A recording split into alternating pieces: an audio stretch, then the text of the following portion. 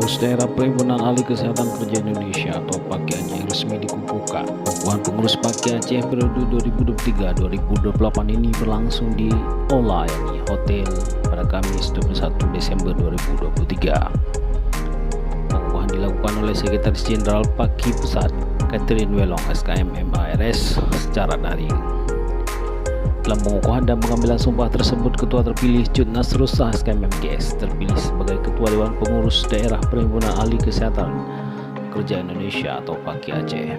Usai pelantikan, Sekretaris Jenderal PAKI Pusat Catherine Welong SKM MARS dalam arahannya menyebutkan jika ini adalah pelantikan yang ke-22 untuk DPD PAKI di seluruh Indonesia.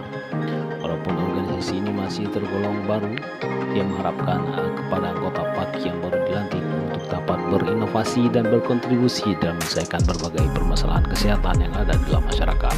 Ia juga memberikan ucapan selamat dan menunggu kepada pengurus baru terbentuk untuk melahirkan program-program kerja nyata dalam menyelesaikan permasalahan kesehatan yang ada di masyarakat.